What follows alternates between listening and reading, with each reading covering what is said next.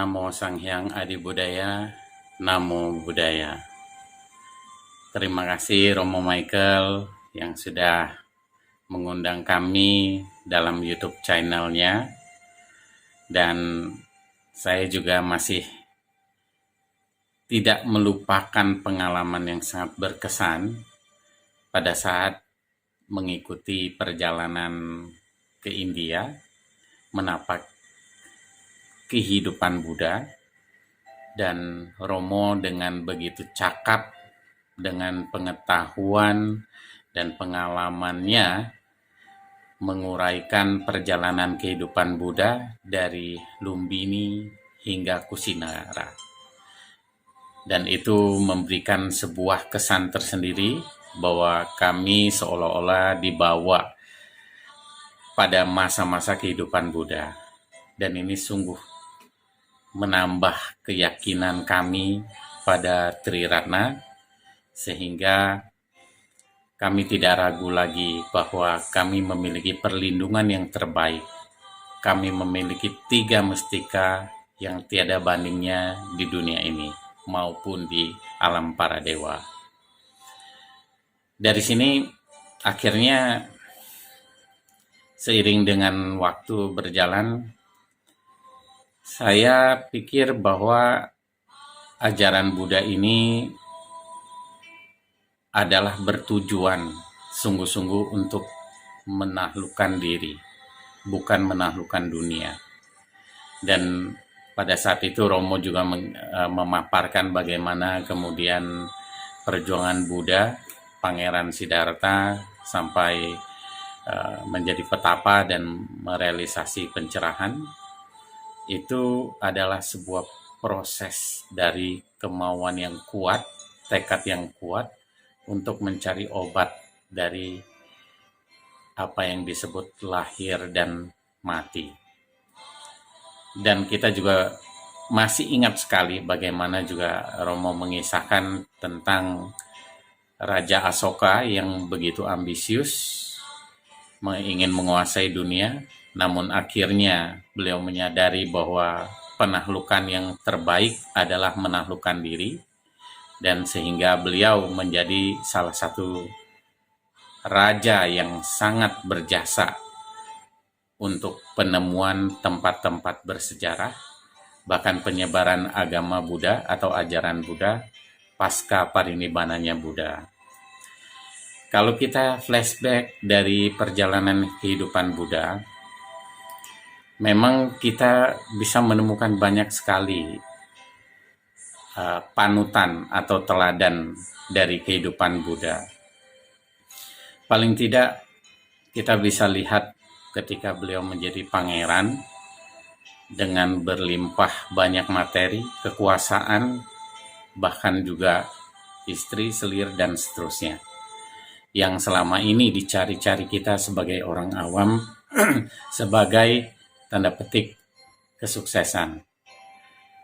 Namun pada saat itu pangeran merasa bahwa toh itu semua tidak memberikan kebahagiaan ataupun menjadi penawar dari bebasnya penderitaan.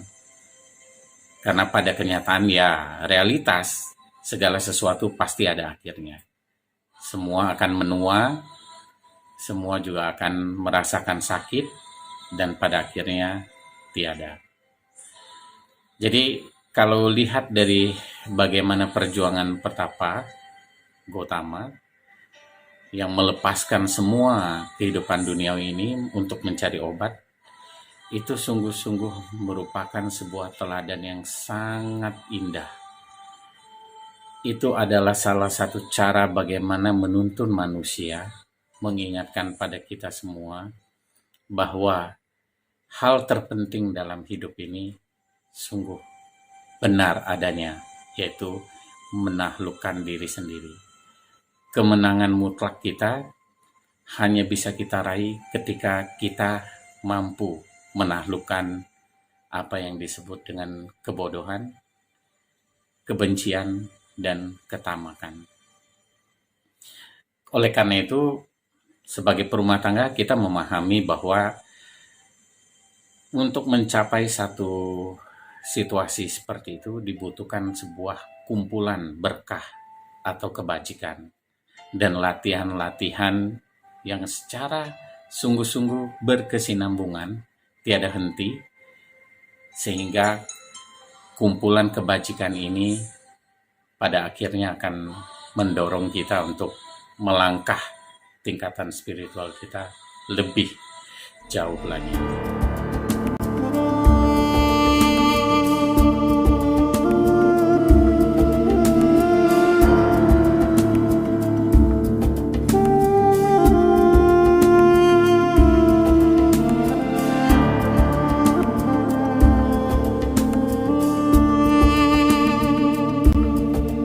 Pada dasarnya, kalau kita lihat sejarah Sigalowada Sutta, kalau Bapak Ibu pernah membaca Sigalowada Sutta, itu sejarah itu menarik bahwa pemuda Sigala ini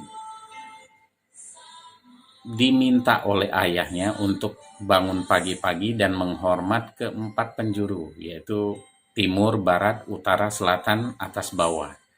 Dia jalanin, meskipun dia tidak sepenuhnya mengerti apa maksudnya. Namun ketika beliau ketemu Buddha dan Buddha menjelaskan makna dari penghormatan 6 arah itu, beliau akhirnya memahami itu, tujuan dari penghormatan itu. Tapi kita tidak masuk ke situ.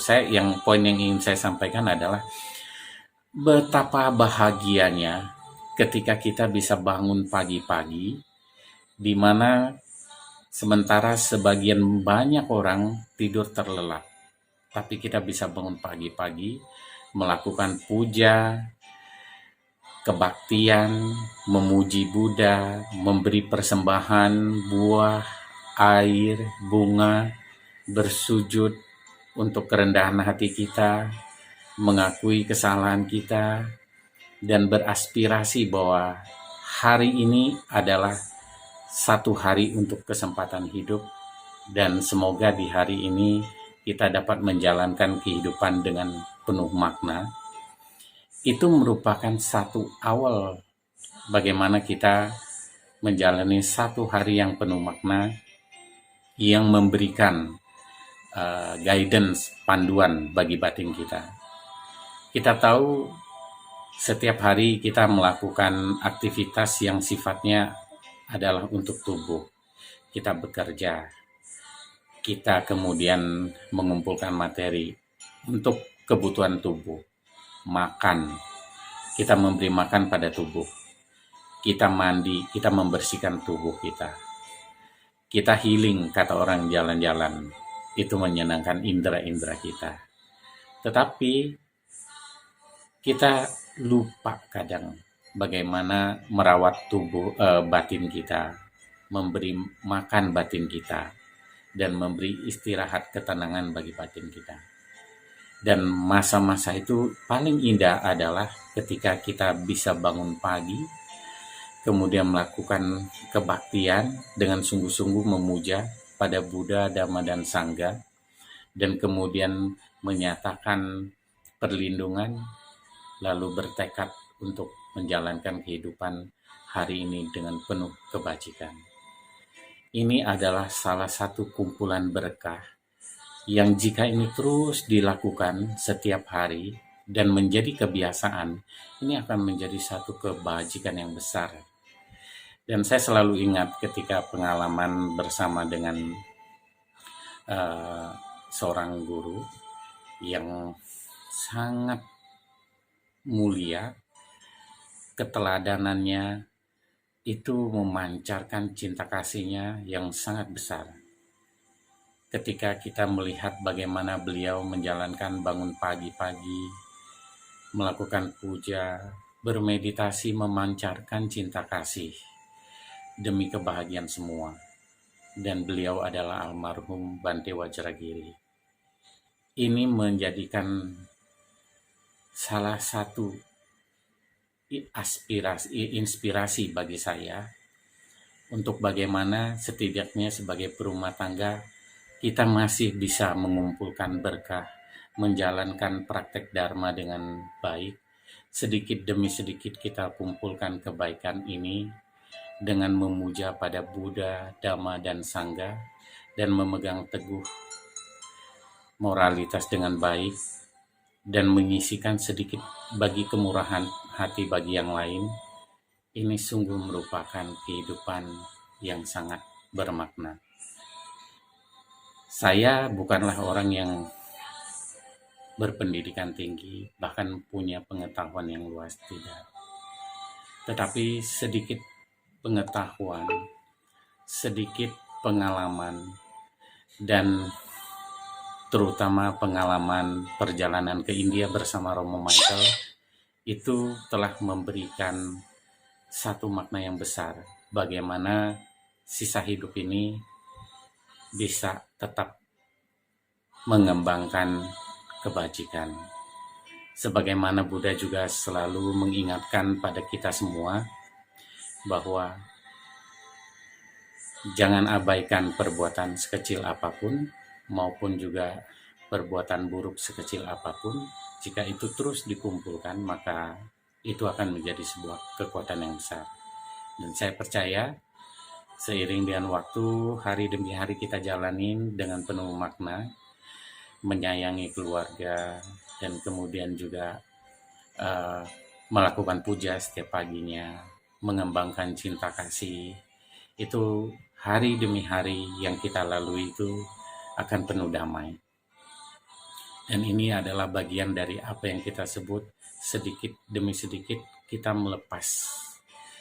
Tidak hanya melepas dalam hal materi, tapi melepas kerisauan. Kita melepaskan semua apa yang kita sebut kilesa ataupun rintangan, kecemasan, keraguan, ketakutan.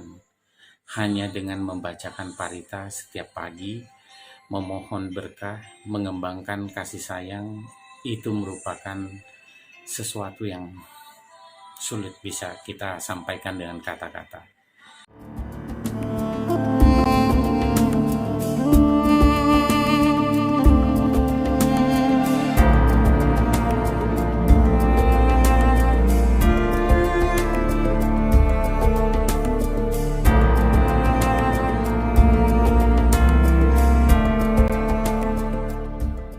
Begitu juga ketika kita mempraktekkan meditasi cinta kasih, melihat kebaikan yang lain, kemudian berharap yang lain bahagia, batin kita akan diliputi begitu banyak kedamaian. Dan pada akhirnya kita juga menyisihkan sebagian penghasilan kita sebagai bentuk wujud kemurahan hati, kepedulian kita pada sesama. Maka inilah yang disebut 3 praktek buat kita sebagai perumah tangga, yaitu kita mempraktekkan sila, samadhi, dan kemurahan hati atau dana. Dengan cara-cara ini, saya percaya pelan tapi pasti pada masanya semoga kita dipertemukan dengan para bijaksana yang dapat menunjukkan jalan dan membawa kita pada sebuah kebebasan. Terakhir, sebagaimana juga saya ingat dalam Dhammapada Buddha katakan bahwa kita ini seyogyanya hidup tidak seperti seekor kerbau yang hanya tubuhnya saja berkembang, tapi kebijaksanaannya tidak berkembang. Karena itulah saya selalu ingat apa yang Buddha sampaikan, bahwa di dalam kehidupan ini, apalah artinya kehilangan materi? Kerugian terbesar adalah kehilangan kebijaksanaan. Apalah artinya memperoleh keuntungan materi? Keuntungan terbesar adalah memperoleh kebijaksanaan. Jadi saya sangat beruntung meskipun dengan keterbatasan yang ada, sedikit pengetahuan Dharma yang ada, dengan praktek sederhana, mencoba untuk menaklukkan diri saya sendiri, menaklukkan noda batin, terutama tentang kemarahan, bagaimana kemalasan yang juga sering menjadi rintangan, suka menunda, lalu kemudian keserakahan yang terkadang menyelimuti kita. Semoga dengan praktek mendasar ini, sedikit demi sedikit, noda batin kilesa ini dapat dilepas.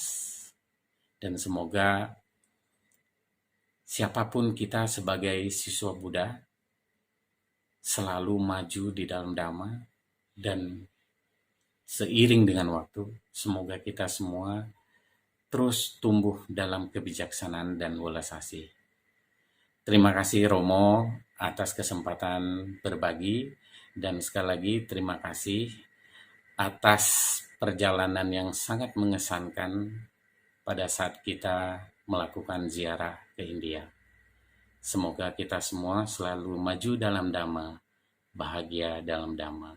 Namo Buddhaya.